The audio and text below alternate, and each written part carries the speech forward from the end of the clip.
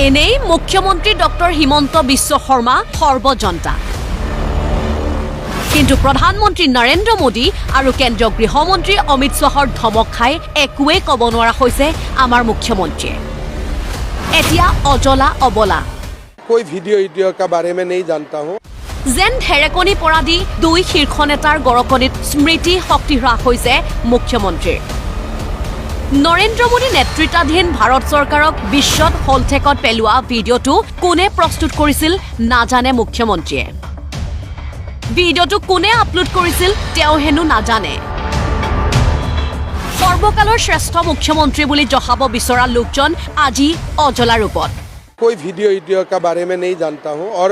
अगर मेरे ऊपर केस दिया है तो अरेस्ट कर लो क्या आपत्ति है পিছে তেওঁৰ সৰ্বজন্তা স্বভাৱটোৰ বিষয়ে নিশ্চয় আপুনিও অৱগত দল আৰু চৰকাৰত ওৱান মেন আৰ্মি ৰূপত অৱতীৰ্ণ হোৱাৰ কথাও জানে আপুনি চৰকাৰখনত শিক্ষামন্ত্ৰী বিত্তমন্ত্ৰী উদ্যোগ মন্ত্ৰী সাংস্কৃতিক মন্ত্ৰী সকলো আছে কিন্তু প্ৰতিটো বিভাগত মন্ত্ৰীসকল নীৰৱ দৰ্শক ফ্ৰণ্টত কেৱল মুখ্যমন্ত্ৰীগৰাকীহে যান বাহন চলাচলৰ নিৰ্দেশনাও তেওঁ দিয়ে পৰীক্ষাৰ ফলাফল ঘোষণাও তেওঁ কৰে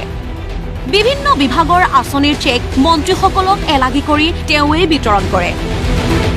দলত ৰাজ্যিক সভাপতি আছে কিন্তু সমষ্টিয়ে প্ৰাৰ্থী ঘোষণা কৰি ফুৰিছে চৰকাৰৰ মুৰব্বীয়ে কাৰ টিকট কটা হ'ব কাৰ সৈতে মিত্ৰতা হ'ব সেয়াও দিলীপ শইকীয়াতকৈ অধিক সৰ্বজন্তা ৰূপত মুখ্যমন্ত্ৰী ডক্টৰ হিমন্ত বিশ্ব শৰ্মা সমষ্টিটো ভাল কাৰণে প্ৰাৰ্থী বেছি আছে এজনক দি দিম আৰু এতিয়া নতুন মুখে চান্স পাব বুলি ক'লে অমিয় ভূঞা মোক আজিয়ে বেয়া পাই যাব দেখোন নিজৰ দলৰ কথা বাদেই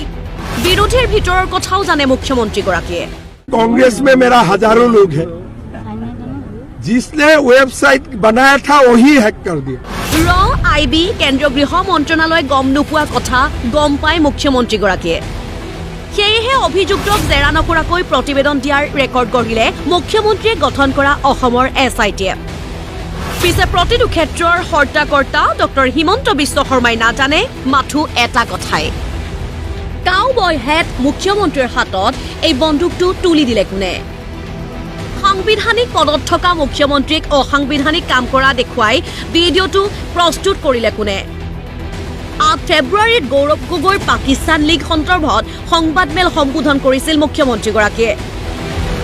তাৰ পূৰ্বে 7 ফেব্ৰুৱাৰীত গৌৰৱ গগৈ লেখীয়া মুখাৱৰ এটা চৰিত্ৰ মুছলমানৰ ৰূপত AIৰ জৰিয়তে উপস্থাপন আৰু লগত থকা আন এজন সংখ্যালঘুক লক্ষ্য কৰি গুলীচালনা এই ভিডিঅ' ৰাজ্যিক বিজেপিৰ পেজৰ পৰা কোনে আপলোড কৰিলে মুখ্যমন্ত্ৰীয়ে হেনো নাজানে সৰ্বময় হৰ্তাকৰ্তাজনে নিজৰ ঘৰৰ কথাই নজনা কথাত আশ্চৰ্য প্ৰকাশ কৰি স্থানীয় আৰু ৰাষ্ট্ৰীয় আৰু আন্তঃৰাষ্ট্ৰীয় সংবাদ মাধ্যমতো প্ৰশ্ন উত্থাপন In Assam, Mia Muslims. No, but there is a video out there which has been put out now. Apparently, you have got a rifle in your hand, and there is a target out there. Then there is no mercy, and on the other side, Muslims are shown.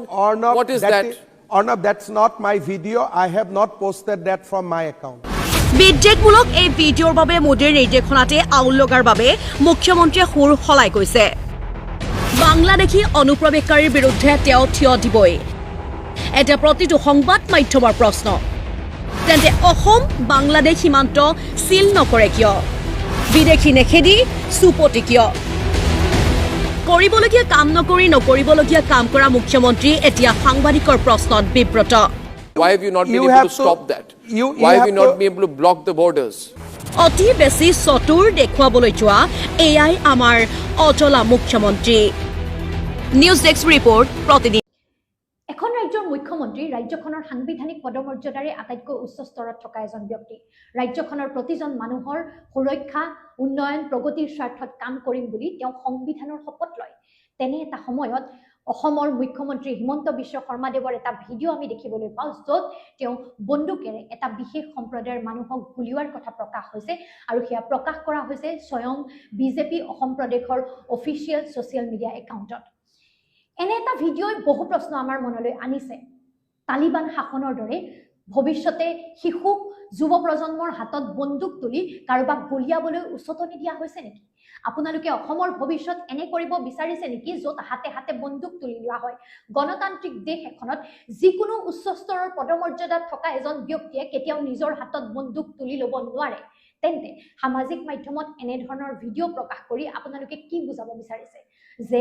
এই সকল সাম্প্ৰদায়িক চিন্তাৰ মানুহে কি ভৱিষ্যত বিচাৰিছে অসমৰ আমি এই কথাটো সুধিবলৈ বাধ্য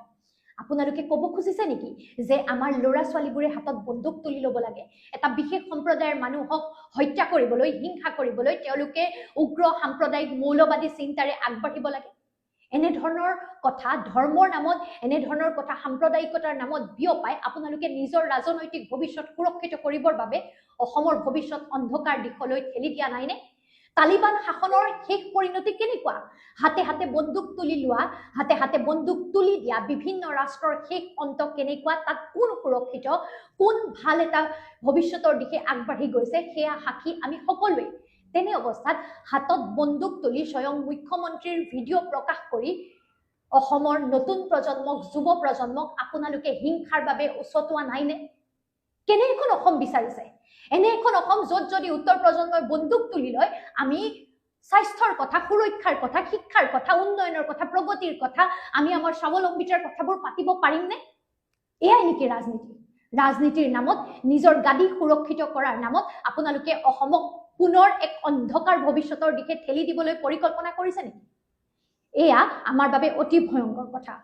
এখন ৰাজ্যৰ মুখ্যমন্ত্ৰী হিচাপে আমি আপোনাক অনুৰোধ কৰিছো নিজৰ ৰাজনৈতিক গাদীখন সুৰক্ষিত কৰিবৰ বাবে নিজৰ ৰাজনৈতিক ভৱিষ্যত সুৰক্ষিত কৰিবৰ বাবে অসমৰ ভৱিষ্যতটো অন্ধকাৰ নকৰিব অসমৰ প্ৰজন্মৰ পাছত প্ৰজন্মক এইদৰে ঘৃণা বিদ্বেষেৰে উচতাই নিদিব তেওঁলোকক হিংসাৰ বাবে প্ৰৰোচিত নকৰিব আমি এনে এখন অসম বিচৰা নাই আমি শান্তিৰ অসম এখন বিচাৰিছো আমি সুৰক্ষিত অসম এখন বিচাৰিছো সমান্তৰালভাৱে বিজেপি অসম প্ৰদেশলৈ মোৰ এইটো অনুৰোধ যে এনে ধৰণৰ নিম্ন স্তৰৰ চিন্তা এনে ধৰণৰ নিম্ন স্তৰৰ চিন্তাৰে প্ৰকাশ কৰা ভিডিঅ'ই আপোনালোকে অসমক কোন দিশে লৈ যোৱাৰ কথা প্ৰকাশ কৰিছে এনে ধৰণৰ কামবোৰ কৰি থাকিলে আপোনালোকে ৰাজনৈতিক গাদীখন সুৰক্ষিত কৰিব নে নকৰিব এয়া নাজানো কিন্তু অসমৰ প্ৰত্যেকজন মানুহৰ ভৱিষ্যত আপোনালোকে ধ্বংসৰ দিশলৈ লৈ যাব উত্তৰ প্ৰজন্মটো হিংসাৰে হত্যাৰে প্ৰৰোচিত কৰি আপোনালোকে অসমক কেৱল এখন অশান্ত অসম কৰিব গতিকে আপোনালোকলৈ অনুৰোধ থাকিল যে এনে কামবোৰ নকৰিব ৰাজনীতিৰ নামত ইমান নৈতিক স্খলন ইমান তৰল চিন্তা ইমান আসলতে সাম্প্ৰদায়িকতা কেতিয়াও সহ্য কৰিব পৰা নহয় কেতিয়াও মানি ল'ব পৰা নহয় সংবিধানৰ প্ৰতি সন্মান ৰাখক ভাৰতবৰ্ষ এখন ধৰ্ম নিৰপেক্ষ ৰাষ্ট্ৰ এখন গণতান্ত্ৰিক ৰাষ্ট্ৰ এই গণতান্ত্ৰিক ব্যৱস্থাটোৰ প্ৰতি সন্মান ৰাখক মানুহৰ সুৰক্ষাৰ কথাবোৰ গুৰুত্ব দিয়ক মানুহৰ উন্নয়নৰ কথাবোৰ গুৰুত্ব দিয়ক আৰু অনুৰোধ কৰি কৈছো এনে ধৰণৰ উগ্ৰ সাম্প্ৰদায়িক চিন্তাৰে নতুন প্ৰজন্মক প্ৰৰোচিত কৰাৰ ৰাজনীতি বন্ধ কৰক